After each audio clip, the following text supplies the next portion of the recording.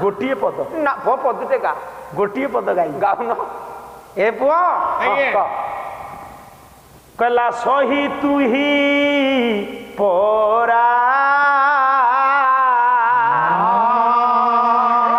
कवि सूर्य बलदेव रथ सही तू ही परा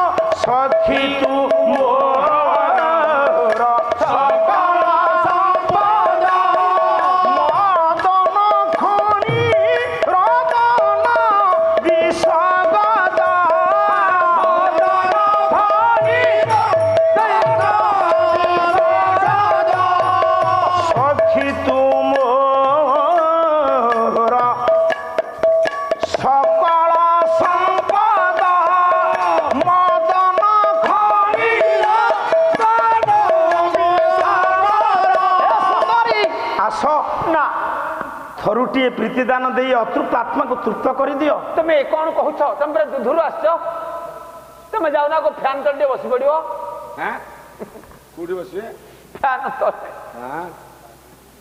आस मो पाखक ना शुणवानी ना अरे मु तुम जानिए किसी दोष करनी ना मत बाध्य करना कहूँ कला सरे नवीना नीरज नयना आसरे नवीना नीरज नयना दर दर हासी दर कंठी दर घेरा दर दर हासी दर घेरा आसरे नवीना नीरज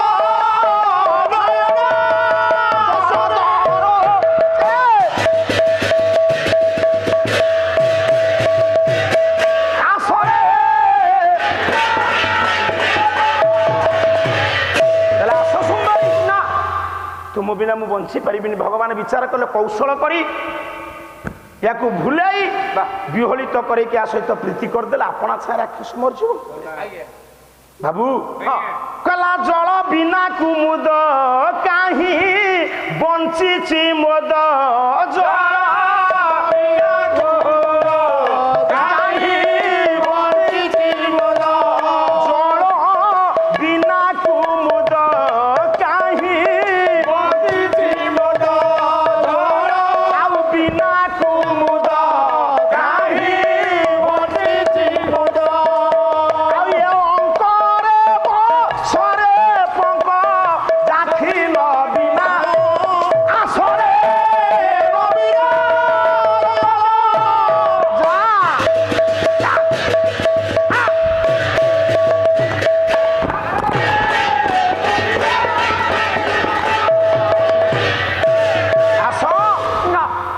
केते कौशल करी मोर ज्ञानी पंडित मंडली जानी पारिलानी ए सती साध्वी पतिव्रता नारी डेई पड़ा नारायण तो जलंधर रूप कूल को सत्यत्व लुटी नेले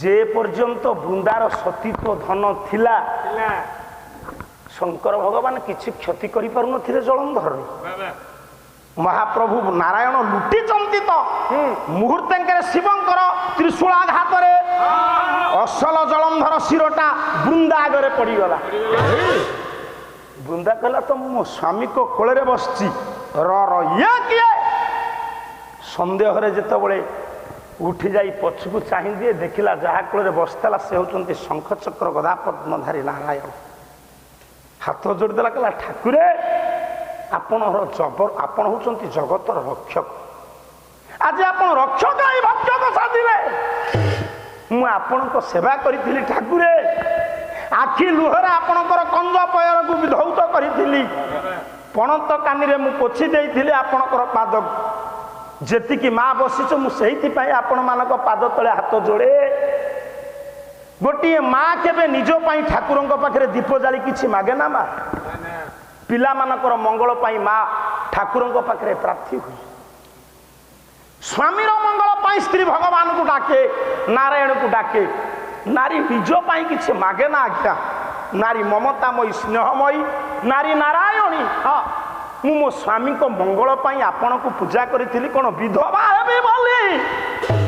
ଇଏ ଦୁନିଆରେ ସବୁ ନାରୀମାନେ ଚାହାନ୍ତି।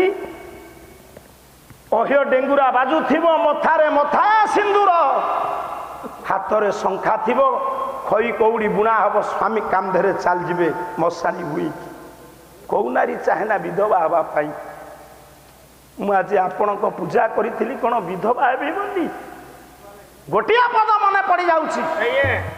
ଗାୟକ ଶେଖର ଜଗନ୍ନାଥ ବେହେରା କି ସୁନ୍ଦର ପଦ ଲେଖିଲେ। କଲା ନାରୀ ପିନ୍ଧା ଚୁଡ଼ି, ନାରୀ ପିନ୍ଧା ଶାଢ଼ୀ, ନାରୀ ପିନ୍ଧା ଅଳଙ୍କାର,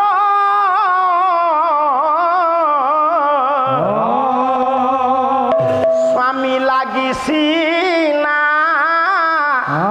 ସୁନ୍ଦର ଦିଶଇ, ସ୍ୱାମୀ ଲାଗି ସିନା ସୁନ୍ଦର ଦିଶଇ, ନାରୀ ଭଲ ରେ ସିନ୍ଦୁର,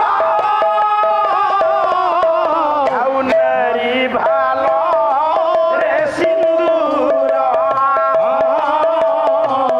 ନାରୀ ଭଲ ରେ ସିନ୍ଦୁର। ପଣ୍ଡିତେ, ନାରୀ ଯେଉଁ ଚୁଡ଼ି ପିନ୍ଧେ, ଯେଉଁ ଶାଢ଼ୀ ପିନ୍ଧେ, ଯେଉଁ ସିନ୍ଦୁର ପିନ୍ଧେ ସ୍ୱାମୀ ପାଇଁ। ସ୍ୱାମୀ ପାଇଁ। ସ୍ୱାମୀ ମରିଗଲା ପରେ ଆଉ ଅଳଙ୍କାରରେ କିଛି ମୂଲ୍ୟ ଥାଏ ନା, ରଙ୍ଗିନୀ ଶାଢ଼ୀରେ କିଛି ମୂଲ୍ୟ ଥାଏ ନା। ସ୍ୱାମୀ ମରିଗଲା ପରେ ପୁଅ ଯଦି ବାଡ଼ୁଅ ଥିବ, ବାହାଘର ବେଳେ 7 ମାଇପେ ବିରି ଚାଉଳ ଚୁଲିରେ ଚୁଲି ପାରିବନି। ପୁଅ ଯଦି ବର ବେଶରେ ଯାଉଥିବ, ନିଜ ବିଧବା ରୂପକୁ ଲୁଚାଇ ଦବ। ମା, ଆଜି ଠାକୁର ଆପଣ ମତେ ବିଧବା କରିଦେଲେ, ମୁଁ ଆପଣଙ୍କୁ ଅଭିଶାପ ଦେବି। ଇଏ ଦୁନିଆରେ ସତୀ ନାରୀ ହେଉଛି ମହା। ସତୀ ନାରୀର ଅଭିଶାପ ଭଗବାନଙ୍କ ଉପରେ ବି ପ୍ରାପ୍ତି ହେଇଯାଏ। କବି ହେଲେ କିଏ ଜାଣିଛୁ? ଗଙ୍ଗାଧର ମେହେର। 1862 ଅଗଷ୍ଟ 9ରେ ସରସ୍ୱତୀଙ୍କର ବୀଣାର ଝଙ୍କାର ହେଲା ସମ୍ବଲପୁର ବରପାଲି ଅଞ୍ଚଳରେ। ବା, ଶିକ୍ଷାଗତ ଯୋଗ୍ୟତା 5ମ। ଏମିତି କାବ୍ୟ କବିତା ଲେଖିଲେ, ୟୁନିଭର୍ସିଟି କୋର୍ସ ହେଇଛି, କଲେଜ ପିଲା ପଢୁଛନ୍ତି। ତାଙ୍କରି ଲେଖା। ହଁ, ଛୋଟିଆ ଭାବିନି। ହଁ ହଁ, ଯୋଉ ଗାୟକ ମାନେ ଆଜି ମୁକୁଟ ବିହୀନ ସମ୍ରାଟ ହେଇଛନ୍ତି, ସେମାନେ କ'ଣ ପାଠ ବେଶୀ ପଢିଛନ୍ତି? ନା। କିନ୍ତୁ ସାର୍ଟିଫିକେଟ ସିନା ଅର୍ଜନ କରିନାହାନ୍ତି, କିନ୍ତୁ ପାଲା ପାଠ ପଢିଛନ୍ତି, ମରିବା ଯାଏ ପଢୁଛନ୍ତି। ପାଲା ହେଉଛି ଅନଲିମିଟେଡ କୋର୍ସ। ହଁ, ପାଲାର କିଛି ଲିମିଟ ନାହିଁ। ଏ ମୋର ଜ୍ଞାନୀନ୍ଦ୍ର ପୁଙ୍ଗ। ଆଜି ଏଠି ଯେତେ ଗାୟକ ଆସିଥିଲେ, ତା ଭିତରେ ହେଉଛନ୍ତି ଗାୟକ ଦକ୍ଷିଣ କେଶରୀ ରାମଚନ୍ଦ୍ର କର। କଣ୍ଠ ସିନା ଏପଟ ସେପଟ, କିନ୍ତୁ ସମସ୍ତଙ୍କୁ ପାଠ ପଢ଼େଇଲା ଗାୟକ ସେ। ଯେ ହେଉଛନ୍ତି ଲୋକନାଥ କରଙ୍କର ଯୋଗ୍ୟ ସନ୍ତାନ। ଛାଡ଼ନ୍ତୁ, ସେଥିରୁ କ'ଣ ମିଳୁଛି? ଅଭିଶାପ। ଗଙ୍ଗାଧର ମେହେର କହିଲେ, ଶୁଣିବ ନାରୀର, ସତୀ ନାରୀର କେତେ ଶକ୍ତି, କେତେ ପରାକାଷ୍ଠା। କହିଲା ସାମାନ୍ୟ ନୁହେଁ ପତି,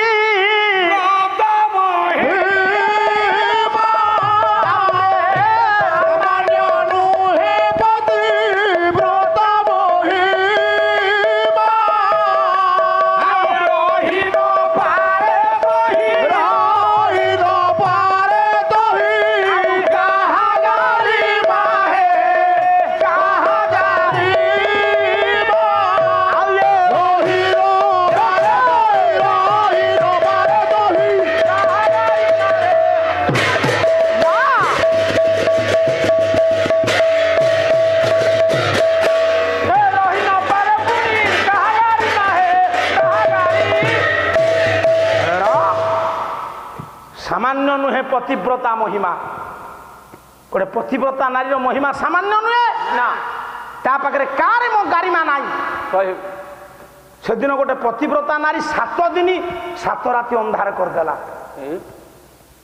অল ওয়ার্ল্ডরে সাইন্টিস্ট মানে করিপারিবেনি, বৈজ্ঞানিক মানে କରିଦେବେ না ମୋର ଯେତିକି ଆପଣମାନେ ବସିଛନ୍ତି ଶୁଣନ୍ତୁ।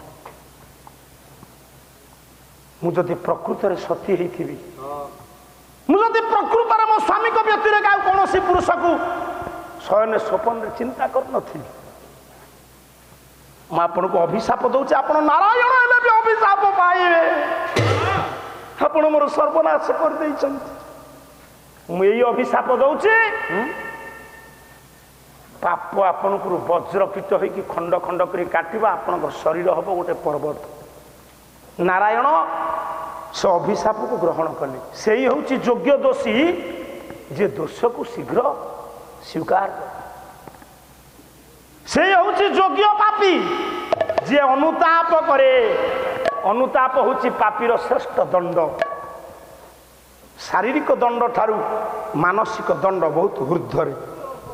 ଏ ମୋର ଜ୍ଞାନେନ୍ଦ୍ର ପୁଙ୍ଗ କହିଲେ, ମା ମୁଁ ପ୍ରକୃତ ଶିବଙ୍କୁ ସୁରକ୍ଷା ଦେବାକୁ ଯାଇ ମୁଁ ଅନ୍ୟାୟ କରିଛି, ତୁମେ ପର ନାରୀ, ମୁଁ ହରଣ କରିଛି ମାତୃବତ ପରଦାରେ ସୁପର ଦ୍ରବ୍ୟେଷୁ ଲୋଷ୍ଟ୍ରବତ୍ ଆତ୍ମବତ ସର୍ବଭୂତେଷୁ ଯଃ ପଶ୍ୟତି ସହ ପଣ୍ଡିତ। ଆପଣ ମୋତେ ଅଭିଶାପ ଦେଲେ ଫଳବତୀ ହବ, କିନ୍ତୁ ତୁମ ଅଭିଶାପ ଫଳବତୀ ହବ କଳିଯୁଗରେ। କଳିଯୁଗରେ ମୋ ଶରୀର ହବ ଗୋମତ ପର୍ବତ, ପାପ ବଜ୍ରକୀଟ ହେଇ ଖଣ୍ଡ ଖଣ୍ଡ ହେଇ କାଟିବ। ସେ ଶିଳା ହବ ଶାଳଗ୍ରାମ ଶିଳା। କିନ୍ତୁ ମା ମୁଁ ତୁମକୁ ଆଶୀର୍ବାଦ କରିବି ନା? କିଏ ଆଶୀର୍ବାଦ ଆପଣ କରିବେ? ବିଧବା ନାରୀର କିଏ ଆଶୀର୍ବାଦ ଦରକାର? ଆଉ ନା ମୁଁ ଏମିତି ଆଶୀର୍ବାଦ କରିବି, ଏ ଦୁନିଆରେ ବିଧବା ନାରୀ କି କେହି ସେ ଆଶୀର୍ବାଦ କରନ୍ତି ନାହିଁ। ତାହେଲେ କିଏ ଆଶୀର୍ବାଦ କଲେ? ମୁଁ ତୁମକୁ ଏଇ ଆଶୀର୍ବାଦ କରୁଛି, ତୁମ ସ୍ୱାମୀ ବିୟୋଗରେ ମଥାର ସିନ୍ଦୁର କିଏ ଜାଜଲ୍ୟମାନ ହୋଇବ,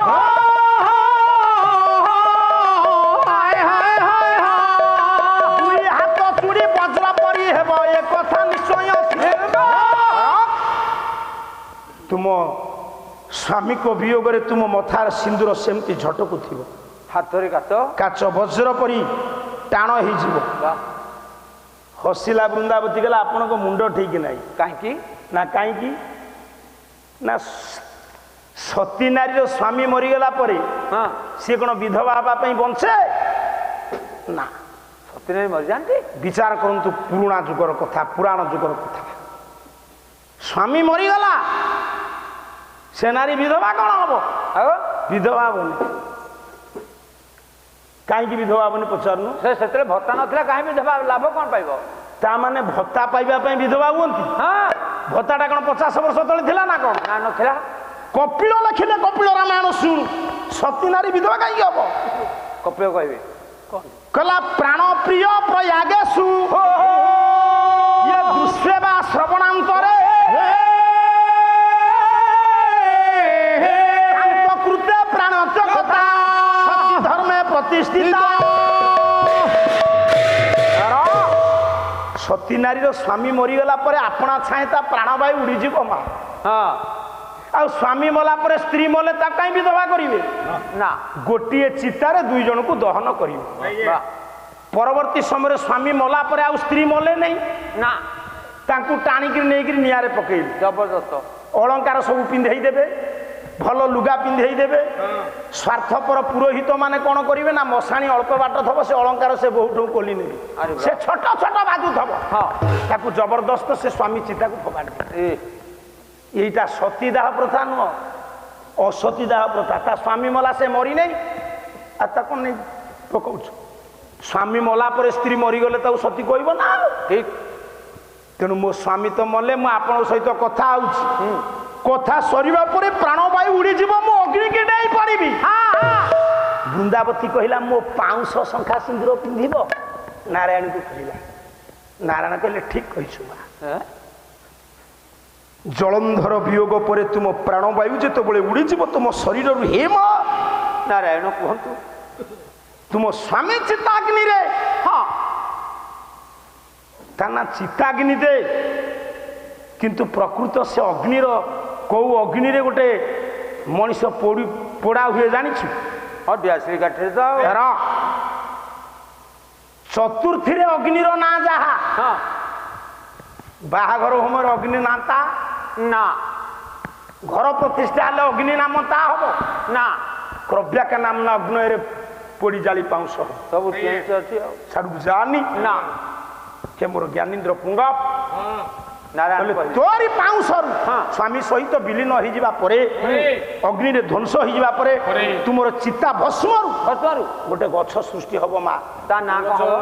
କହିଲା ସତ୍ୟ ସତ୍ୟବତୀ ତ୍ରେତାରେ ମାଳତୀ ଦ୍ୱାପରେ ତ୍ରିପୁରା ସୁନ୍ଦରୀ ତ୍ରିପୁରା ସୁନ୍ଦରୀ ସୁନ୍ଦରୀ ଦ୍ୱାପରେ ତ୍ରିପୁରା ସୁନ୍ଦରୀ ସତ୍ୟ ସତ୍ୟବତୀ ତ୍ରେତାରେ ମାଳତୀ ଦ୍ୱାପରେ ତ୍ରିପୁରା ସୁନ୍ଦରୀ ଦ୍ୱାପରେ ତ୍ରିପୁରା ସତ୍ୟ ଯୁଗରେ ସେ ଗଛ ହବ ତା ନାଁ ହବ ସତ୍ୟବତୀ ତୃତୀୟରେ ତ୍ରେତାରେ ମାଳତୀ ଦ୍ୱାପରରେ ଦ୍ୱାପର ଯୁଗରେ ହବ ତ୍ରିପୁରା ସୁନ୍ଦରୀ ସେଇ ତ୍ରିପୁରା ସୁନ୍ଦରୀ ଦ୍ୱାପରରେ ପରିବର୍ତ୍ତନ ହେଇଯିବ ତୁଳସୀ କେମିତି ତୁଳସୀ ହବ ଏଇ ପୁରୀ ଜିଲ୍ଲାର ଯୋଗ୍ୟ ବାବାଜୀ ଠାକୁର ଅଭିରାମ ପରମହଂସ ଲେଖେ କହିଲା ତୁଳାରୁ ହେବାରୁ ବେଶୀ ନାମ ତା ହେଲା ତୁଳସୀ ତୁଳାରୁ ହେବାରୁ ବେଶୀ ନାମ ତାହେଲା ତୁଳସୀ କୃଷ୍ଣକୁ ତୁଳସୀ ରେ ମଦାଳସୀ କୃଷ୍ଣ ଯୋଉଦିନ କୃଷ୍ଣଙ୍କ ଓଜନର ଅଳଙ୍କାର ଦେବା ପାଇଁ ତୁଳା ଦାନରେ ଅଷ୍ଟପାଟ ବଂଶୀ ମାନେ ପରାସ୍ତ ହେଲେ ହଁ କୃଷ୍ଣ ହେଇଗଲେ କଣ ଗରୁଆ ଅରୁଆ ଅଳଙ୍କାର ହାଲକା ହେଇଗଲା ଦେବର୍ଷି ନାରଦ ବତେଇ ଦେଲେ କହିଲେ ତ୍ରିପୁରା ସୁନ୍ଦରୀ ପତ୍ରରେ ହଁ ଶ୍ରୀକୃଷ୍ଣ ଲେଖିକିରି ଥୋଇ ଦଉନା ଚନ୍ଦନରେ ଏକାଥରେ ଠାକୁର ଉପରକୁ ଉଠିଯିବେ କାରଣ ନାମୀ ଠାରୁ ନାମର ମୂଲ୍ୟ ଅଧିକ ଅଧିକ ରାମ ନାମ ଲେଖା ହବା ପଥର ଭାସିଲା ରାମ ପକେଇଲେ ଭାସିଲାନି ବୁଡ଼ିଲା ତେଣୁ କୃଷ୍ଣ ନାମରେ ମହାତ୍ମ୍ୟ କେତେ ଗୋଟିଏ ପଦ ମୁଁ ଆପଣମାନଙ୍କୁ ଶୁଣାଉଛି କହ କବି ନ ଆସିଲେ କଣ ପାଲାଇ ପାରିବ ନା କବି ନ ଆଣିବ କଣ ଭବିଷ୍ୟତ ନଷ୍ଟ କରିବାକୁ ଆଉ ଆଜ୍ଞା କହିଲା ଏକ ବାରେ ଇଏ କୃଷ୍ଣ ନାମେ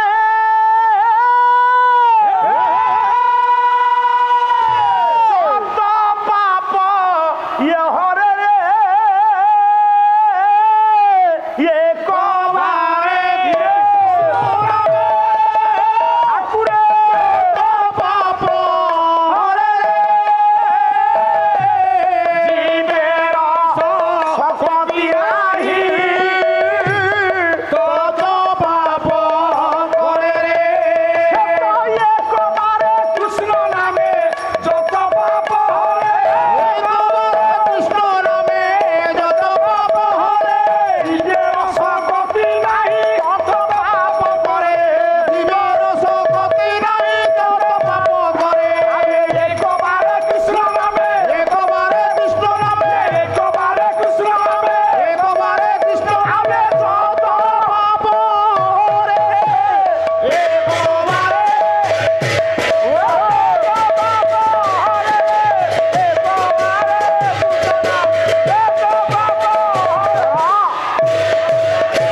একবারে ଥରୁଟିଏ କୃଷ୍ଣ ନାମ ଭଜନ କଲେ ହଁ ଇଏ ଜୀବର କୁଆଡେ ଶକ୍ତି ନାହିଁ ସେତେ ପାପ କରିପାରିବନି କରିପାରିବନି ତାର ଓଡ଼ିଆ ପଦ ଦିନ କୃଷ୍ଣ ଦାସ ଲେଖିଲେ କୃଷ୍ଣ କହିଲା କୃଷ୍ଣ ନାମରେ ପାପ ଖେୟ ଯେତେ কৃষ্ণ নামরে পাপ খেয় যেতে କରି ନ ପାରେ ପାପୀ পাপ যেতে করি না পারে পাপি କୃଷ୍ଣ ନାମରେ ପାପ ଖେୟ ଯେତେ কৃষ্ণ নামরে পাপ খেয় ଜଗତସିଂହପୁର ବ୍ରେକ୍ চার খেলଯିବ କରି ନ ପାରେ ପାପୀ ପାପ ତେତେ করি না ଇଏ ହଉଛି ସେଟିଂ ପାଳିଆ ବାୟକ ସବୁବେଳେ ରହିଲେ ହବ ନାଇଁ କାଲି ଜୟପୁର ପାଲା ହବ ଆଉ ଏଠି ଯେତିକି ଆପଣମାନେ ବସିଛନ୍ତି ଶୁଣନ୍ତୁ ହଁ କୃଷ୍ଣ ନାମରେ ଯେତିକି ପାପ କୁଆଡେ କ୍ଷୟ ହବ ହଁ ଦିନ କୃଷ୍ଣ କହିଲେ ଜଣେ ପାପୀ ସେତିକି ପାପ କରିପାରିବନି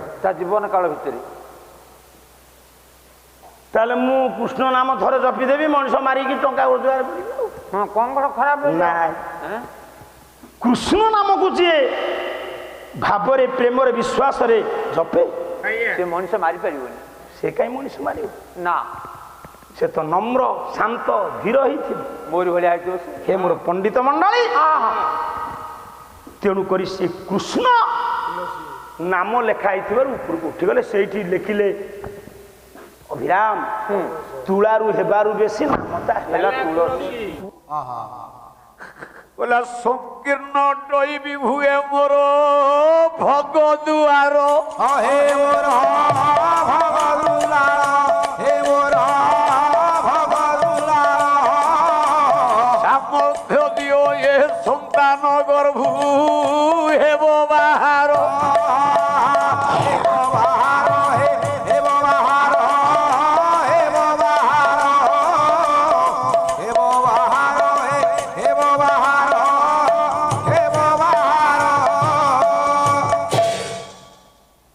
ଯୁବକ ପିଲାମାନେ କାହିଁକି ପାଲା ଶୁଣିବେ? ଯଦି ପାଲା ଭିତରେ ଟିକେ ସାଇନ୍ସ ନ ପଶିବ ଯୁବକ ପିଲା କାହିଁକି ପାଲା ଶୁଣିବେ? ଆମେ ମେଡିକାଲକୁ ଗଲା ବେଳେ ଡକ୍ଟର କଣ କହି ପିଲା ଜନ୍ମ ହବା ପାଇଁ 4 ଫିଙ୍ଗର୍ସ ଦରକାର। 4 ଆଙ୍ଗୁଳି ଯଦି ମାର ଭଗଦ୍ୱାର ଉନ୍ମୁକ୍ତ ନ ହବ ପିଲା ଜନ୍ମ ହେଇପାରିବନି। ଶେଷରେ ପେଟ କାଟ ସିଜରିଙ୍ଗ ହବ। 4ଟା ଆଙ୍ଗୁଳି ନିହାତି ଦରକାର। ନା ସତ୍ୟ ତ୍ରେତୟା ଦ୍ୱାପର କଳି ଗୋଟିଏ ଗୋଟିଏ ଯୁଗ ଗୋଟିଏ ଗୋଟିଏ ଆଙ୍ଗୁଳି। ଏ ପିଲାଟା ଜନ୍ମ ହବା ପାଇଁ ମା ଭଗଦ୍ୱାରରେ 4 ଫିଙ୍ଗର୍ସ ଉନ୍ମୁକ୍ତ ହବ। ନହେଲେ ପେଟ କଟା ହେଇକି ଡାକ୍ତର ସିଜରିଂ କରିକି କାଢିବ ପ୍ରସୂତି ରୂପରେ। ତାହେଲେ କହିବାର ଉଦ୍ଦେଶ୍ୟ ଲମ୍ବେଇଲେ ତ ଲମ୍ବି ଚାଲିଥିବ, ରାତି ପାଇଲେ ବି ହୁତାର ସରିବ ନାହିଁ। ଦେବବ୍ରତ ଭୀଷ୍ମ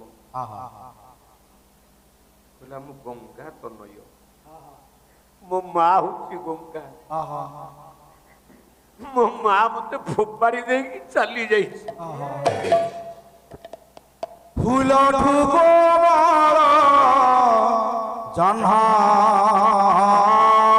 ଶୀତଳ 6ଟା ପିଲା ମଲା ପରେ ମୁଁ ରହିଲି। ମୋ ବୋପା ବୋଲେ ମୋ ବାପା ସାଜା ଶାନ୍ତନୁ ମୋ ମା ଟାକୁ ଗାଙ୍ଗି କହିଦେଲେ ବୋଲି ବାପା ମା ଭିତରେ ଝଗଡା ହେଲା। ବାପାକୁ ଛାଡି ମୋ ମା ଚାଲିଗଲା, କିନ୍ତୁ ମୋ ଜୀବନଟା ଦୁର୍ବିଷହ ହେଇଗଲା। ଜଗତରେ ମାଠୁ ଆଉ କି ବଡ ନାହିଁ। ତେଣୁ ମୋ ପୂର୍ବ କଲା କର୍ମର ଫଳକୁ ମୁଁ ଭୋଗ କରିଛି। ଅର୍ଜୁନ ମତେ 84ଟା ସ୍ୱରରେ ଶୁଆଇ ଦେବୁ? ଅର୍ଜୁନ ଉତ୍ତର ଦେଲା, କହିଲା ପିତାମହ ମୁଁ ଆଜି ଛୋଟିଆ ଛୁଆଟା, କାଲି ଯେତେବେଳେ ବଡ ହେଇଯିବି ମୁଁ କଥା ଦଉଛି 84ଟା ସ୍ୱର ମାରିବି, ତମେ ତାରି ଉପରେ ପଡିଥାଉ। ସେଇଠି ତମେ ବ୍ରହ୍ମ ଦର୍ଶନ କରିବ। ଯାହାକୁ ଭାଗବତ ପ୍ରଧାନ କଲମ କଲେ କହିଲେ କାଲିକା ପିଲା ମୁଁ ତାଲିକା ମାଗୁଛି ଦେଇକି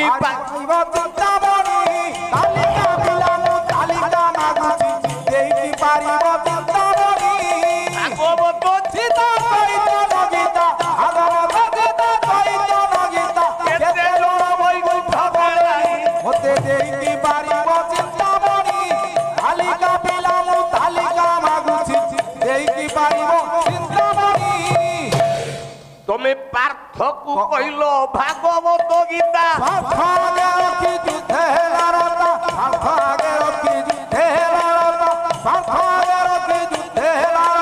ଯାଉ ସ୍ୱର୍ଗ ପଥେ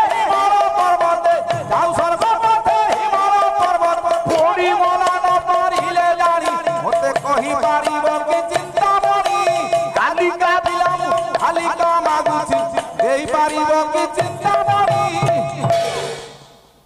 ଗୋଲା ଚିର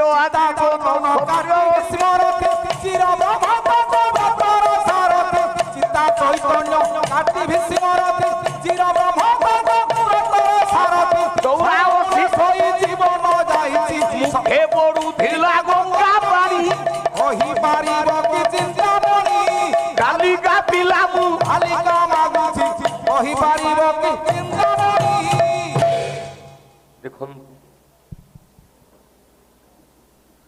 এই ପୂର୍ବର ଅଭିଶାପରେ ସତ୍ୟବ୍ରତ ଭୀଷ୍ମ ଭୁଲ କଲେ ଆଉ ଗୋଟେ ଭୁଲ କଲେ କଣ ଜାଣିଛୁ ସମୁଦି ତମେ ଏଗୁଡା ପାରିବନି ନା ନା ନା ସେ ଆଉ ନାହାନ୍ତି କହିଲେ କିଏ ଶୁଣିବ କୁଣ୍ଟ ଶୁଣିବ ବାଉଳା ଚାଉଳା ହେଇକି ଚାରିପଦ ଗାଇ ଦେଇକି ପେଣ୍ଡାଲ ଟାଇମ ନେଇକି ଯାଉଛ ଶ୍ରୋତାଙ୍କ ପେଟ ଯଦି ନ ପୁରିବ ସେ ପାଲା ଗାଇବା ଧିକ୍ କଣ ଅଛି ସେ ପାଲା ଗାଇବାରେ ଭୀଷ୍ମ ଆଉ ଗୋଟିଏ ଭୁଲ କଲା ଜୀବନରେ କଣ ଆଉ କଣ ସ୍ତ୍ରୀ ବୋଲ କରାହେଲା ମନେ ରଖିଥାନ୍ତୁ ଜୀବନ ଭିତରେ ଯଦି ମାଇପ ବୋଲ କରା ହେଲ ସଇଲା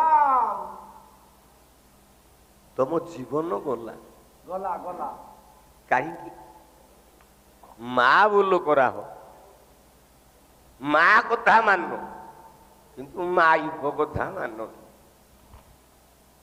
ଆଉ ସେଥିପାଇଁ ଦାୟୀ ହଉଛି ମା ହଁ ଯେତେବେଳେ ବାହାଘର ହବାକୁ ଗଲୁ କ୍ଷୀର ଗିଲାସ ଟିଏ ମା ଦେଲେ ଧନ ଏ କ୍ଷୀର ଗିଲାସ ଟା ପିଇ ଦେଇକି ଯା କାହିଁକି କହିଲା ସ୍ତନ ଭାଙ୍ଗି କ୍ଷୀର ଧନରେ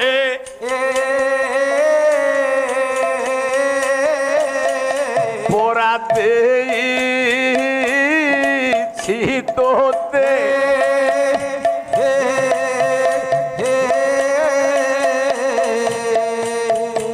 ଆଜିଠୁ ଅନ୍ତର ହେଲି ରେ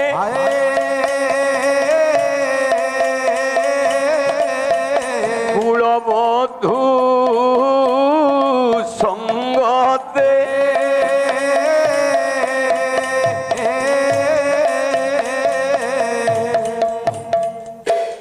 ବାହାଘର ହେଲା ବେଳେ ଯେତେବେଳେ ବର ବେଶ ହୋଇକି ଯାଅ ତମ ମା ତମକୁ କ୍ଷୀର ଟିକେ ଦିଏନି ଗ୍ଲାସ ପିଇକି ଯାଅ ବୋଲି କାହିଁକି ନା ଧନ ସ୍ତନ ଭାଙ୍ଗିକି ଜୀବନ ଯାକ କ୍ଷୀର ଦେଇକି ତୋ ଖାଦ୍ୟ ମୁଁ ଯୋଗଉଥିଲି ଆଜିଠୁ ମୋ ଅଧିକାର ସରିଗଲା ଶେଷ କ୍ଷୀର ଆଉ ତ ସ୍ତନରୁ କ୍ଷୀର ବୋଇବନି ଶେଷ କ୍ଷୀର ଦଉଛି ବୋଲେ ଶେଷ ଅଧିକାର ଦଉଛି ତତେ ଖାଇବା ପିଇବା ପାଇଁ ମୁଁ ଆଉ ଦେଇପାରିବିନି ରେ ଧନ ଯା ଯାହାକୁ ଆଣିବୁ ସେଇ ଆଜିଠୁ ତ ଖାଇବା ପିଇବା ବୁଝିବ ମୁଁ ତୋର ମା ସିଏ ତୋର ମାଇବ ଆମେ ମାଇପ କହୁଛେ ମାଇବ ମା ଭଳି ସେହି ତତେ ଖାଇବାକୁ ଦବ ରେ ଧନ ଆଉ କେହି ଦେଇପାରିବେନି ନା ନା ସଜନ ବର୍ଗେ ଦେବବ୍ରତ ଭୀଷ୍ମ କାନ୍ଦୁଛି ମୋ ମା ହରା ମୁଁ ହେଇଗଲି ମାଇପ ବୋଲରେ ପଡ଼ିଲି କୋଉଠି ଯୋଉ ଛୁଆ 8ଟା ଜନ୍ମ ହେଲେନି ଗଙ୍ଗାଠୁ ଭୀଷ୍ମ ହଉଛି 8 ନମ୍ବର ତା ପୂର୍ବରୁ 7ଟା ମରିଗଲେ ସେ 8ଟା କିଏ ବୋଲା 8 ଜଣ ଥିଲେ ପଣ୍ଡିତେ ସିନା ଅଷ୍ଟ ଗନ୍ଧର୍ବ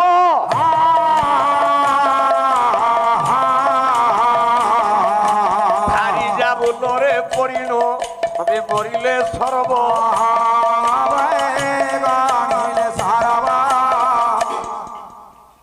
ଭୀଷ୍ମ ନିଜେ ନିଜକୁ କହୁଛି ଗୋଟିଏ ପଦରେ ପାଲା ନାହିଁ ରାତି ଯାକ 5 ରାତି ପାଲା ଚାଲିବ ବାଉଳା ଚାଉଳା ହେଇକି ପାଲା ଗାଉଛ ଗୋଟେ ପାଲାର ଧାରା ରହୁନି ନା ଶ୍ରୋତା ଯଦି ନ ଶୁଣିବେ ପାଲା ଚାଲିବ କେମିତି ଚାଲିବ ଶ୍ରୋତାଙ୍କ କାନରେ ପଡିବା ଦରକାର ପାଲାର ଗୋଟେ ଧାରା ଦରକାର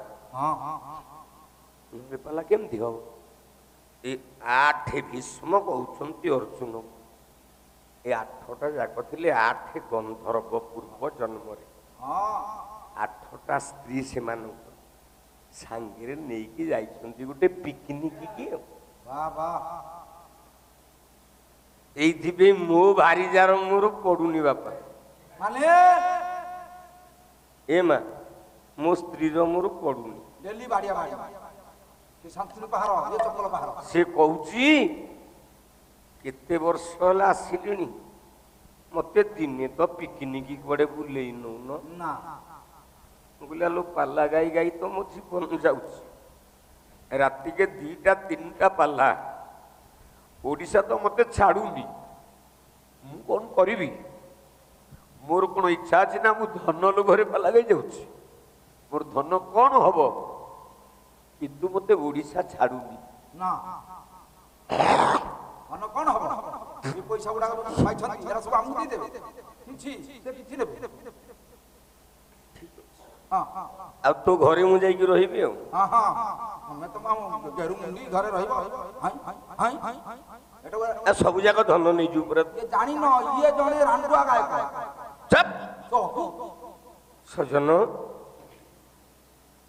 8 ସ୍ତ୍ରୀ କି ନେଇକି ଯାଇଛନ୍ତି ବଣ ଭିତରୁ ପିକନିକ କରିବା ପାଇଁ। ବଶିଷ୍ଠ ବାବାଜୀ ଆଶ୍ରମ ପାଖରେ ପହଞ୍ଚିଛନ୍ତି। ହଁ ବସିଛନ୍ତି ଋଷିରାଜ ବଶିଷ୍ଠ। ହଁ ଇଏ ଯେମିତି 8ଟା ଯାକ ଗନ୍ଧର୍ବ ଯାଇକି ପହଞ୍ଚିଗଲେ, ବଶିଷ୍ଠ ବାବାଜୀ ହାତ ଯୋଡ଼ିକି ଡାକିଦେଲେ, କହିଲେ ମା ଗାଈ ଗାଈ କଣ ଡାକୁଛି ଆଜ୍ଞା? ରଡ଼ି ଗଲେ। ଗାଈ କଣ ଡାକୁଛି? ହମା। ହଁ ହଁ କୋଉ ଦିନଠୁ ଗାଈ ହମା ଡାକିଲା? କେଉଁ ଦିନଠୁ? ମନେ ରଖିଥା, ହଁ ତ୍ରେତୟା ଯୁଗରେ ବଶିଷ୍ଠ ବାବାଜୀ ଆଶ୍ରମରେ ହଁ ବଶିଷ୍ଠ ଡାକିଲେ ମା, ହଁ ଗାଈ କହିଲା ହମା।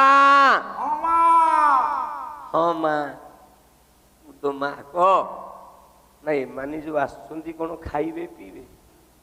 ସେଇଟା ଛୋଟିଆ ଗାଈ ନୁହଁରେ ବାପା, ଆଉ ତମ ଗାଁ ତିଜ ଗୌଡ଼ ପୁଅ ଗାଈ ନୁହଁ। ଆଉ ସେ ଏମିତିଆ ଗାଈ, ହଁ ସିଏ ଚାହିଁଲେ ଚାହିଁଲେ ତା ପହ୍ନାରୁ ଅନ୍ଧାରୁ କ୍ଷୀର ବାହାରିବ, କ୍ଷୀର ବାହାରିବ, ଅରୁଆର୍ଣ୍ଣ ବାହାରିବ, ଅରୁଆନ୍ନ ବାହାରିବ, ଡାଲମା ବାହାରିବ, ଡାଲମା ବାହାରିବ, ଖଟା ବାହାରିବ, ଖଟା ବାହାରିବ, ଲୁଗାପଟା ବାହାରିବ, ଲୁଗାପଟା ବାହାରିବ, ଘର ଦ୍ୱାର ବି ବାହାରିବ। ହଁ ଚଢି ଗଞ୍ଜି ସବୁ ଆଦିକି ବାହାରିବ।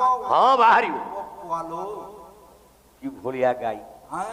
କହିଲା ମା, ମୋର ତ ଚାଳିଆ ଘର, ଇଏ 8 ଗନ୍ଧର୍ବ ଆସିଛନ୍ତି, କେମିତି ରହିବେ? ବଶିଷ୍ଠ ବାବାଜୀ ସେ କାମଧେନୁ ଗାଈର ପହ୍ନାକୁ ଚିରକୁ ଟିକେ ଧରି ପକେଇଲା, ସାଙ୍ଗେ ସାଙ୍ଗେ ଚିରରୁ 8 ବଖରା ଘର ତିଆରି ହେଇଗଲା। କଣ କହୁଛ ମ? ହଁ, ବାପାରେ ମାନିବାକୁ ପଡିବ। ମା କଣ ଖାଇବେ? ହଁ ଖାଇବେ ମା। ସାଙ୍ଗେ ସାଙ୍ଗେ ଖେଚେଡି, ଡାଲମା, ଅରୁଆର୍ଣ୍ଣ ଯାହା ବାହାରିବା କଥା ବା ଗରି ଭୋଜନ ସବୁ ଖାଇଲେ। ସ୍ତ୍ରୀ ମାନେ ହଁ 8 ଗନ୍ଧର୍ବକୁ କହିଲେ, କଣ କହିଲେ?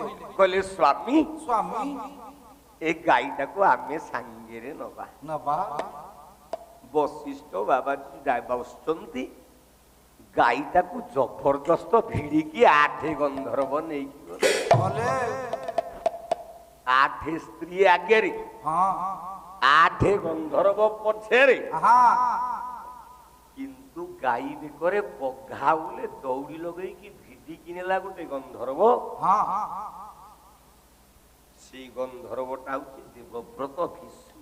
ବାବାରେ ଗାଈ ଅଭିଶାପ ଦେଲା, ଏ 8ଟା ଯାକ ଭାଇ ଭିତରୁ ହଁ 7ଟା ଭାଇ ଆଗେ ଆଗେ ଚାଲିଥିଲେ ବୋଲି ଅଭିଶାପ ଦେଲା କିଏ?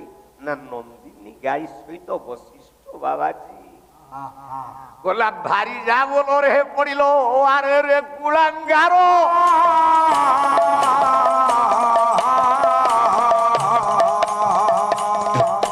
ସ୍ୱର୍ଗ ଭୋଗ ରାଜ୍ୟ ନହିବ ପଡ଼େ ନରକ ସାର। ଏ ମୂର୍ଖ, ଭାରି ଯା ବୋଲରେ ପଡ଼ିଲ, ଅଭିଶାପ ଦଉଛି। ଗାଈଟାକୁ ନେଇକି ଗଲ ତା ନାକରେ ବେକରେ ଦଉଡ଼ି ପକେଇକି ଭିଧି ଭିଧି ନେଲ। ତମେ 8ଟା ଯାକ ମରିବ, ଏ 7ଟା ସିନା ମରିକି ମୁଖ୍ୟ ହେବେ। ଯିଏ ଗାଈ ବେକରେ ବଘା ପକେଇଛି, ଦଉଡ଼ି ପକେଇଛି, ତା ପାପ କେବେ କଟିବ? ନା କେବେ କଟିବନି ତା ପାପ। ଗୋଟେ ଉଦାହରଣ ଦେବି। ହଁ ଦିଅ ଦିଅ। ଆଜିକାଲି ସିନା ଏ ଜେସିବି ଡୋଜର ଗାଡ଼ି ଆସି ଯାଉଛି, ବିଲ ଭିତରେ ପଶିକି ଏକା ବେଳେ ପାଳ ଗୋଟେ ପଟେ, ଧାନ ଗୋଟେ ପଟେ, ଅଗାଡ଼ି ଗୋଟେ ପଟେ କରିଦଉଛି। ତା ପୂର୍ବରୁ ଆମେ ଟ୍ରାକ୍ଟର ଦ୍ୱାରା ବେଙ୍ଗଳା କରୁନଥିଲେ। ତା ପୂର୍ବରୁ ଗୋଟେ ମେଢ଼ି ଥିଲା। ସେ ମେଢ଼ିରେ ରାତି 2ଟା ହଉ 3ଟା ହଉ ଆପଣମାନେ ଧାନ ବେଙ୍ଗଳା କରିବା ପାଇଁ ଯାହା ଗୁହାଳରେ ବଳଦ ଥିଲା, ଆପଣମାନେ ବଳଦ ଆଣିକି ଯୋଚନ୍ତି ମେଢ଼ିରେ। ମୋ ପିଲାବେଳେ ମଧ୍ୟ ମୁଁ ଏହା କରିଛି। ହଁ, ମୋ ବାପା ବେଙ୍ଗଳା ଯେତେବେଳେ କରିବା ପାଇଁ ଯିବେ, ଲୋକ ଡକେଇକି ମୋତେ କହିବେ ରାତିରେ, ସେତେବେଳେ ତ ଲାଇନ୍ ନଥିଲା, ମୋତେ କହିବେ ଲଣ୍ଠନଟା ଧରିକି ଟିକେ ଆସ। ମୁଁ ତ ଶୋଇଥିଲି, ମୋ ପିଚାକୁ ମାଦ। ଆଚ୍ଛା କଣ ହଳୁଆ ବାଣ କି? ହଳୁଆ ବାଣ ନାଇଁ, ଆମର କେଉଟ। ଆଉ ଧାନ ବେଙ୍ଗଳା କରନ୍ତି କଣ? ମୁଁ ଜାଣିଛି ଯଜ୍ଞ ଯଜ୍ଞ କରନ୍ତି ବ୍ରାହ୍ମଣ ଗୁଡାଏ। ତାମାନେ ବ୍ରାହ୍ମଣ ମାନଙ୍କର ବିଲବାଡି ନାହିଁ। ଗୋଟେ କାମ କରୁନୁ ପୁଅ, ଆମ ବିଲବାଡି ସବୁ ନେଇଯାଉନୁ। ବିଲବାଡି ଇଏ ଅଲାଞ୍ଜୁଆ ଛୁଆ ଠାରୁ ପୁଣି ଏ ଲାଞ୍ଜୁଆ ଛୁଆ ଜନ୍ମ ହେଲା।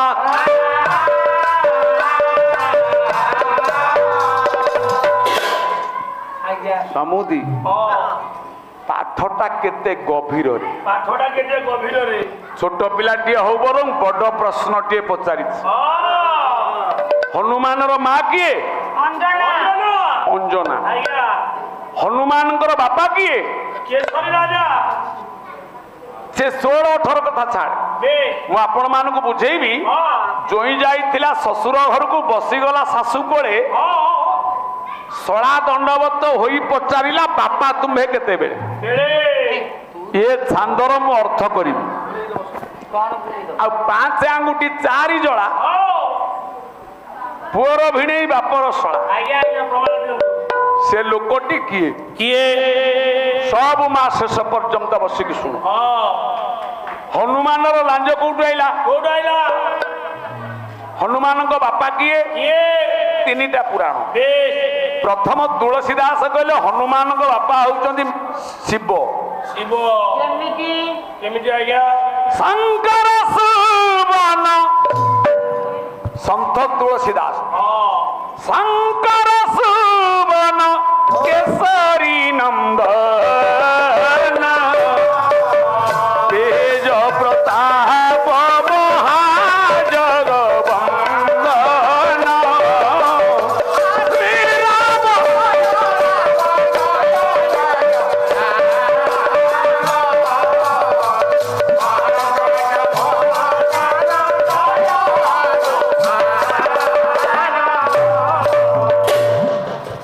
ବାଲ୍ମୀକି କହିଲେ ମାରୁତି ଏବଂ ପ୍ରବୃତ୍ତି ରାମ ମାର୍ଗେଣ। ବାଲ୍ମୀକି କହିଲେ ହନୁମାନ ହଉଛନ୍ତି ପବନ ପୁଅ। ତୁଳସୀ ଦାସ କହିଲେ ସେ ଶଙ୍କର ସୁବନ, ଶିବଙ୍କର ପୁଅ। ପୁଣି ଆପଣ ମାନଙ୍କର ଅନେକ ରାମାୟଣରେ ପ୍ରମାଣ ଅଛି। ଦାଣ୍ଡି ରାମାୟଣ, ଅମୀୟ ରାମାୟଣ, ବିଚିତ୍ର ରାମାୟଣ। ହନୁମାନ ପବନ ପୁଅ ନୁହଁ କି ଶିବଙ୍କ ପୁଅ ନୁହଁ, ହନୁମାନ ହଉଛି କେଶରୀ ରାଜାଙ୍କ ପୁଅ। କେଶରୀ ନନ୍ଦନ। ତାହେଲେ ସେ କାହା ପୁଅ? କି ଗୋବିନ୍ଦା କଥା। କାହା ପୁଅ ସେ ପ୍ରକୃତରେ? କେଶରୀ ରାଜା କୈଳାସପତି ଶିବ ଶମ୍ଭୁ ଶଙ୍କର ବିଶ୍ୱନାଥଙ୍କୁ ତପସ୍ୟା କଲେ। 12 ବର୍ଷ କଠୋର ତପସ୍ୟା କଲେ। କେମିତି? ଶମ୍ଭୁ ଶମ୍ଭୁ ଶିବ ମହାଦେବ, ଶମ୍ଭୁ ଶମ୍ଭୁ ଶିବ ମହାଦେବ, ଶମ୍ଭୁ ଶମ୍ଭୁ ଶିବ ମହାଦେବ, ଶମ୍ଭୁ ଶମ୍ଭୁ କର୍ପୂର ଗୌରଂ କରୁଣାବତାରଂ ସଂସାର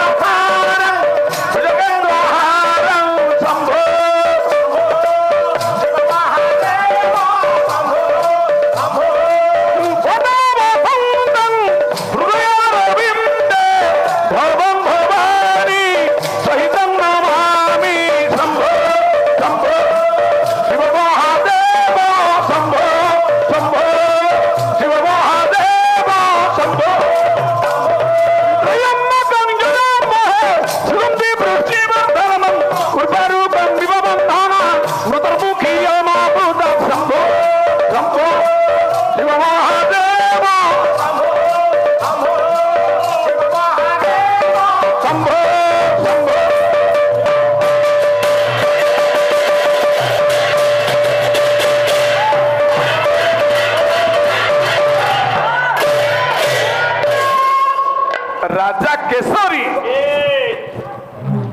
କୈଳାସପତି ଦେବ ଦେବ ମହାଦେବ ଶିବ ଶଙ୍କର। ଶିବ କେଇ ଜଣ?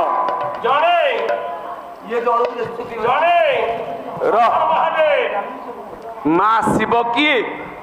ଆମ ମନ୍ଦିରରେ ଯୋଉ ଲିଙ୍ଗ ପୂଜା ହଉଛି ସେ ଶିବ କିଏ? ମୁଣ୍ଡରେ ଜଟାଜୁଟ ମଣ୍ଡିତ କରି ତ୍ରିଶୂଳ ଧରିକି ସେ ଶିବ କିଏ? ଯୋଉଦିନ ପାର୍ବତୀ ଗୋଟାଏ କାଖରେ ଗଣେଶ ଗୋଟାଏ କାଖରେ କାର୍ତ୍ତିକ, ଇଏ ଦି ଜଣକୁ ଧରି ଆକାଶ ଚୁମ୍ବି ତୁଙ୍ଗ ହିମାଳୟ ପର୍ବତର ଶିଖର ଦେଶର ଶୁଭ୍ରାସ୍ତରଣ ତଳେ ଛାୟା ତଳେ ମଙ୍ଗଳମୟ ଶିବଙ୍କର ତପସ୍ୟା ସ୍ଥଳୀରେ ପହଞ୍ଚିଲେ। ଶିବଙ୍କର ତପସ୍ୟା ସ୍ଥଳୀ ହେଉଛି କୈଳାସ ପର୍ବତ। ଶିବଙ୍କର ମର୍ମଭୂମି ହେଉଛି ମନ୍ଦିର। ଶିବଙ୍କର କର୍ମଭୂମି ହେଉଛି ସଂସାର। ତିନିଟା ଭୂମି, ମନ୍ଦିର, ପର୍ବତ, ମଶାଣୀ, ତିନି ଶିବ। ପାର୍ବତୀ ପହଞ୍ଚିଲେ। ଶଙ୍କର ଭଗବାନ ଆଖି ବୁଝି ତପସ୍ୟା କରୁଛନ୍ତି। ହନୁମାନର ଲାଞ୍ଜ କାହିଁକି ହେଲା ମୁଁ କହୁଛି। ଆଉ ଇଏ 17ଟା ହନୁମାନ କଣ କହିବେ? ଏ ହନୁମାନ 40ରେ 40 ଗୋଟି ହନୁମାନ। ଦ୍ୱିତୀୟ ପାଳିରେ ସତୀ ଦାସ ଦେବଟି ପ୍ରମାଣ। ହନୁମାନ 40ଟା ହନୁମାନ। ଶ୍ରୀକ୍ଷେତ୍ର ପଞ୍ଚକୋଶ ଭିତରେ ଆମର ହନୁମାନ 40 ଜଣ ଅଛନ୍ତି। 40 ଜଣ ହନୁମାନ। ଶୁଣ ଆମର ହନୁମାନ ପିଲେଇଲେ। ମଙ୍ଗଳମୟ ଶିବଙ୍କୁ ପାର୍ବତୀ ପଚାରିଲେ, କହିଲେ ହୟୋ ତମେ ମୋ ସ୍ୱାମୀଟି? ମତେ କାହିଁ ଲାଗୁନି, ସନ୍ଦେହ ହଉଛି। ମୁଁ ତମକୁ ଠିକ ବାହା ହେଇଚିଟି? ମୁଁ ତମକୁ ବାହା ହେଲା ଭଳିଆ ଲାଗୁନି କି ତମେ ମୋ ସ୍ୱାମୀ ଭଳି ଲାଗୁନାହାନ୍ତି। ମୋ ବାହାଘର ବେଳେ ମୁଁ ତମକୁ ବର୍ଷ ବର୍ଷ ତପସ୍ୟା କରି ବାହା ହେଇଛି। କାହିଁକି ନା ମୋ ସ୍ୱାମୀ ହଉଛନ୍ତି ଦେବଦେବ ମହାଦେବ। ସର୍ବଶ୍ରେଷ୍ଠ। ଏ ଦୁନିଆରେ ସବୁ 33 କୋଟି ଦେବାଦେବୀ ମାନଙ୍କ ଭିତରେ ସେଇ ମହେଶ୍ୱର, ମହାନେଶ୍ୱର ମହେଶ୍ୱର। ଦେବତା ମାନଙ୍କ ଭିତରେ ମହାଦେବ। ନାରାୟଣକୁ କିଏ ମହାନାରାୟଣ କହେ ନା? ରାମକୁ କିଏ ମହାରାମ କହେ ନା? କୃଷ୍ଣକୁ କିଏ ମହାକୃଷ୍ଣ କୁହେ? ନାଇଁ ନାଇଁ। ଦେବ ଦେବ ମହାଦେବ ପ୍ରଭୁ ବିଶ୍ୱନାଥ।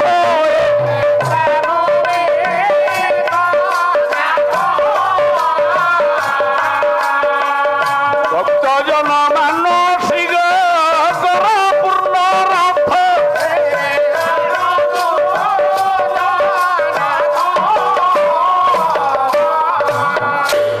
କୈଳାସ ପର୍ବତରେ ତପସ୍ୟା କଲା ବେଳେ ପାର୍ବତୀ ଡାଉଟ କଲେ, କହିଲେ ତମେ ତାହେଲେ ପ୍ରକୃତ ଶିବ ନୁହଁ। ନା, ମତେ ସନ୍ଦେହ ହଉଛି। ତମେ ମହାଦେବ ନୁହେଁ। ନା। ତମେ ଯଦି ମହାଦେବ ହୋଇଥାନ୍ତ, ତମେ ଯଦି ପ୍ରକୃତରେ ମହାଦେବ ହୋଇଥାନ୍ତ, ତମେ କାହାକୁ ଧ୍ୟାନ କରୁଛ? ତମେ ଏଠି ଆଖି ବୁଝିକି କାହାକୁ ଧ୍ୟାନ କରୁଛ? ଗୋଟେ ବାଘ ଛାଲ ପକେଇ ଗୋଟେ ଆଶାବାଡି ଧରି ଅଗ୍ନାଗ୍ନି ଜଙ୍ଗଲ ପାହାଡ ଉପରେ ବସି ଦିଟା ଯାକ ଆଖି ବୁଝି ତମେ କାହାକୁ ଡାକୁଛ? ସାରା ସୃଷ୍ଟିର ଦେବତା ଆପଣଙ୍କୁ ଜପ କରୁଥିଲା ବେଳେ ଆପଣ କାହାକୁ ଜପ କରୁଛନ୍ତି? ଏ ଯା ନାମ ସ୍ୱୟଂ ମହାଦେବ, ସେ କାହିଁ କାହାକୁ ଭଜିବ?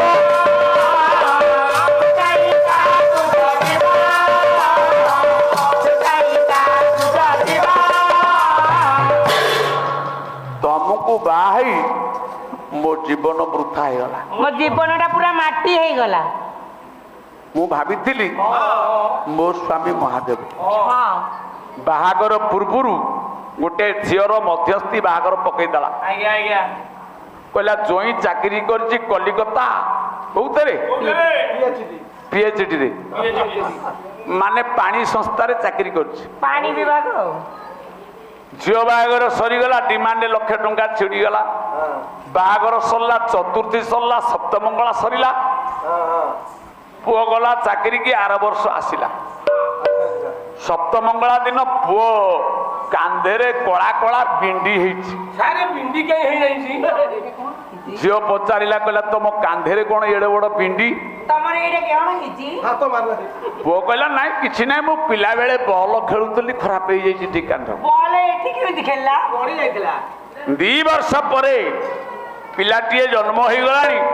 କହିଲା ମୁଁ ଟିକେ ତମ କଲିକତା ଚାକିରି ଅଫିସ ଟିକେ ଯିବି। ମୁଁ ତମ ସାଙ୍ଗରେ ଟିକେ ବୁଲିବାକୁ ଯିବି। ତମେ ତ ଏଡେ ବଡ ଚାକିରି କରିଛ, ଘରକୁ ଦେଲା ବେଳୁ କଣ ଟଙ୍କା 200 ପଠଉଛ? ମାନେ ମାସ ଶେଷରେ 200 ଟଙ୍କା ଦଉଛ, ପିଲାକୁ ହଉନି ନା ମତେ ପାଉନି। ପୁଅ ନେଲା, ଦୂରେଇକି ରଖିଲା ଘର ଭଡା ଦେଇ। ଯେତେ ଲୁଚେଇଲେ ସତ ଯଦି 7 ପାତାଳରେ ଥିବ ସତ ବାହାରିବ, ସତକୁ କେହି ଲୁଚେଇ ପାରିବନି। ଦିନେ ସ୍ୱାମୀ ଗଲା, କହିଲା ଇଏ ତ ଚାକିରି କରିବା ଲୋକ, ଇଏ କଣ ସକାଳୁ ଯାଇ 4ଟା ବେଳେ ଆଉଛି, ଝାଳ ବହୁଛି, ଟଙ୍କା ନାହିଁ, ଦରମା ନାହିଁ, ପଇସା ନାହିଁ, ଘଟଣା କଣ? ଭଲ ଶାଢୀ ପିନ୍ଧିକି ଯାଉନାହାନ୍ତି, ଖରାପ ଶାଢୀ ପିନ୍ଧିକି ଯାଉଛନ୍ତି। ଆଗେ ଆଗେ ସ୍ୱାମୀ ଗଲା, ପଛେ ପଛେ ସ୍ତ୍ରୀ ଗଲା ଉଣ୍ଡିଲା। ଆଜି ତମ ପଛେ ପଛେ କହିଲା କୋଉ PhD ଅଫିସରେ ମୋ ସ୍ୱାମୀଙ୍କ ଦେଖେ। ଏ ଦେଖିଲା ବେଳକୁ କାନ୍ଧରେ ପାଣି ବୋହି ପରା ହୋଟେଲରେ ଯୋଗାଉଛି।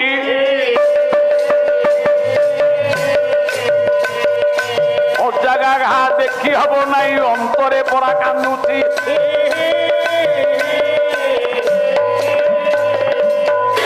ବାହାଘର ସରିଗଲା ପରେ ସେ କଣ କଂସା ବାସନ ହେଇଛି ବଦଳିଯିବ? ଜମା ନୁହଁ। ଝିଅ ଜାଣିପାଇଲା ସେ ମଧ୍ୟସ୍ଥି ମୋ ଜୀବନ ମାଟି ଗଲା। ମତେ କହିଲା PhD ଅଫିସରେ ଚାକିରି କରିଛି, ଦେଖିଲା ବେଳକୁ ଇଏ 2 କାନ୍ଧରେ ଭାର କରିକି ନେଇ ହୋଟେଲରେ ପାଣି ଦଉଛି। ମୋ ଜୀବନଟା ବୃଥା ହେଇଗଲା। ମୁଁ ଆକୁ ଭାବିଥିଲି ଶାଳଗ୍ରାମ, ଏଇଟା ସୁଦୁ ବାଲିଗରଣା। ପ୍ରିୟ ସଜଣୀ କାନ୍ଦିଲା, ଇଏ ମୋ କରମ ବଡ ପୋଡ଼ା। ପ୍ରିୟ ସଜଣୀ ମୋ କରମ ବଡ ଶାଳଗ୍ରାମ ବୋଲି ପାଣି ଦେଉଥିଲି।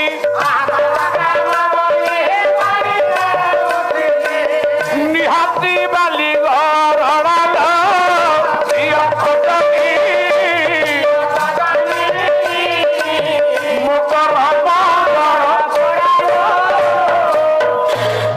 ମୁଁ ଭାବିଥିଲି ଏ ଶାଳଗ୍ରାମ, ଏଇଟା ବାଲିଗରଡ଼ା। ବାଲିଗଡ଼ା ହଁ ତମେ ତାକୁ କହୁଛ, ଦେଖେଇକି କହୁଛ। କହିଲେ ଶୁଆଟିଏ ଭାବି ପଞ୍ଜରେ ପାରିଲି ରେ, ପଞ୍ଜରେ ପାରିଲି ରେ, ନିହାତି ତମକୁ କୁଡ଼ାଲ।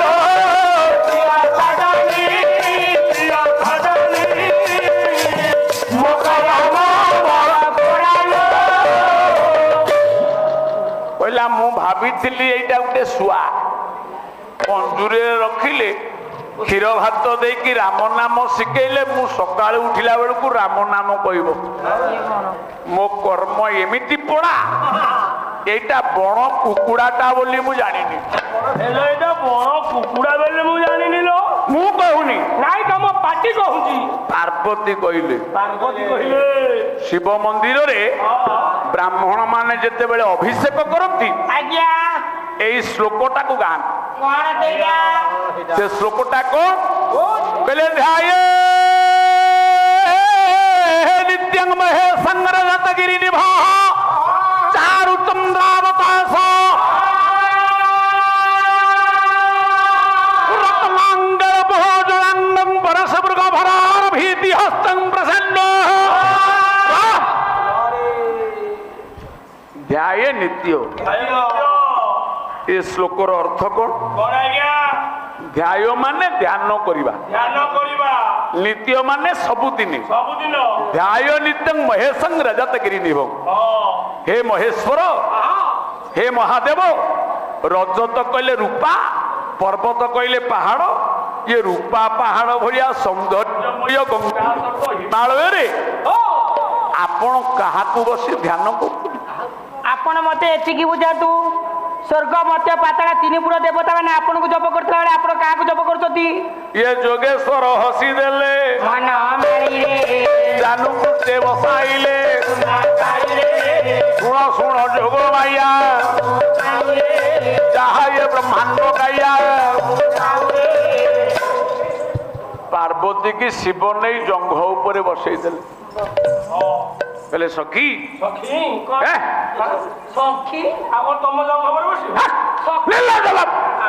ବେ ଲଜ୍ଜା କୁଳାଙ୍ଗାର କୋଉଠିକାର ଆଜ୍ଞା ତମେ କହୁଛ ମୁଁ ପ୍ରାକ୍ଟିକାଲରେ ଭିଡ଼ି ଗାଡ଼ି ବସେଇ ଦେଲି ଖାଲି ସଲସଲ ଲାଗୁଛି ଜଙ୍ଘ ଉପରେ ଆଣି ବସେଇ ଦେଲେ ଆଜ୍ଞା ଆଜ୍ଞା ଆଜ୍ଞା ମୁଣ୍ଡ କେଶକୁ ଆଉଁସି ଦେଲେ ତାର ତ ଛୁଟି ନାହିଁ କଣ ଆସିବ ମୋର ଚୁଟି ଥିଲା ମୁଁ କାଟି ଦେଇଛି। ସ୍ୱାମୀ ସ୍ତ୍ରୀ କି ତା ଚୁଟି ଆଉ କେଶ ଆଉଁସି ଦେଲେ ସ୍ତ୍ରୀର ବୈକୁଣ୍ଠ ମିଳିଯାଏ। ବୈକୁଣ୍ଠ ମିଳିଯାଏ ଆଜ୍ଞା ଆଜ୍ଞା ସାରେ କେମିତି? ନାରୀ କବି ଅପର୍ଣ୍ଣା ଦେବୀ ଏ ନାରୀ କବି ଅପର୍ଣ୍ଣା ଦେବୀ କହିଲେ କଣ କହିଲେ? କହିଲେ ନଥାଉ ତା ଘର ନଥାଉ ତା ଚାଳ ସ୍ୱାମୀ କୋଳେ ସ୍ତ୍ରୀ ଥିଲେ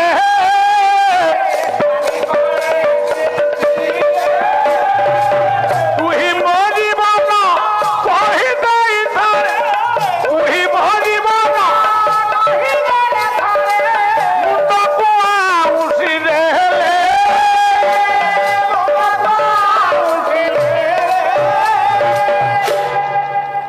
ସ୍ୱାମୀ ସ୍ତ୍ରୀର ମଧୁମୟ ଦାମ୍ପତ୍ୟ ଜୀବନର ସମ୍ପର୍କ ସମ୍ପର୍କ ତ ମାଉସୀ ତୁ ଘୁମଉଛୁ ମାଉସୀ କେଡ଼େ ନିଖୁଣ ଭାବରେ ନିର୍ଣ୍ଣୟାତ୍ମକ ନ୍ୟାୟ ଦେଇଛନ୍ତି ନାରୀ କବି କୁନ୍ତଳା କୁମାରୀ ସାବତ। ନାରୀ କବି କୁନ୍ତଳା କୁମାରୀ ସାବତ ଶୁଣ କହିଲେ ନଥାଉ ତା ଘର ନଥାଉ ତା ସ୍ୱାମୀର ବ୍ୟାଙ୍କ ବାଲାନ୍ସ ନଥାଉ କୋଠା ଘର ନଥାଉ ନଥାଉ ଚାଳ ଘର ଖଣ୍ଡେ ଥାଉ ଖଣ୍ଡେ ଚାଳ ଘର ଥାଉ ତା ସ୍ୱାମୀର 10 ଲକ୍ଷ ରୋଜଗାର ନଥାଉ ନଥାଉ ସେ ଶ୍ରମିକ ମୂଲିଆଟିଏ ହେଇଥାଉ 300 ଟଙ୍କା ନା ମଜୁରୀ ପାଉଥାଉ ସିଏ ତା ସ୍ତ୍ରୀ କି ବିରିୟାନୀ ଖାଇବାକୁ ନ ଦେଇ ପାରୁ ପଖାଳ ଭାତଟିଏ ଦଉଥାଉ ପଖାଳ ଭାତ ପିଆଜ ଦଉ ସୁନା ମଙ୍ଗଳସୂତ୍ର ନ ପିନ୍ଧଉ ତୁଳସୀ ମାଳି ପକେଇଥାଉ କିନ୍ତୁ କିନ୍ତୁ ସ୍ନେହ ମମତାର କେନ୍ଦ୍ରବିନ୍ଦୁ ଆଜ୍ଞା ସ୍ତ୍ରୀ ଯେତେବେଳେ କୋଳରେ ଆଉଜି ପଡିଥିବ ସ୍ୱାମୀ ଯଦି ତା ଅଡୁଆ କେଶକୁ ଆଉଁସି ଦେଇ କହିବ ତୁମେ ମୋ ଜୀବନ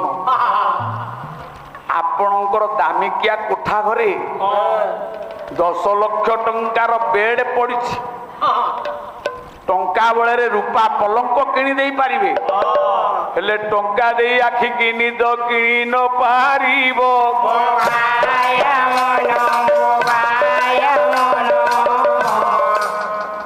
ଇଏ ଟଙ୍କା ଧନ ବଳେ ପରା ବହି କିଣି ଦେବ ଟଙ୍କା ଅଛି ଆପଣ ଏସି ଲଗେଇ ଦେଇକି ସିନା ଲଗେଇ ଦେବେ ରୂପା ପଲଙ୍କ ଆଜ୍ଞା ହେଲେ ଆଖିକି ନିଦ ନଥିବ ନା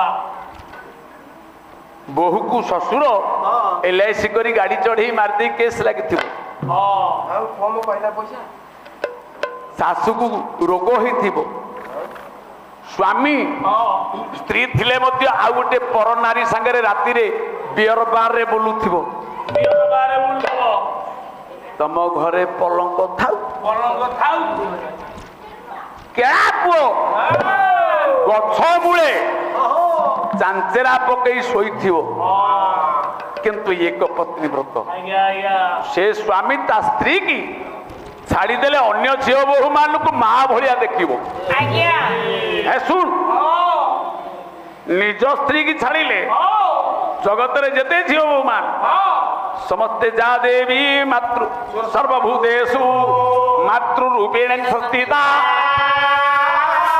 ନମସ୍ତସ୍यै ନମସ୍ତସ୍यै ନମସ୍ତସ୍यै ନମୋ ନମଃ ଯା ଦେବୀ ସର୍ବଭୂତେଷୁ ଅଗ୍ନିରୂପେଣ ସଂସ୍ଥିତା ନମସ୍ତସ୍यै ନମସ୍ତସ୍यै ନମସ୍ତସ୍यै ନମୋ ନମଃ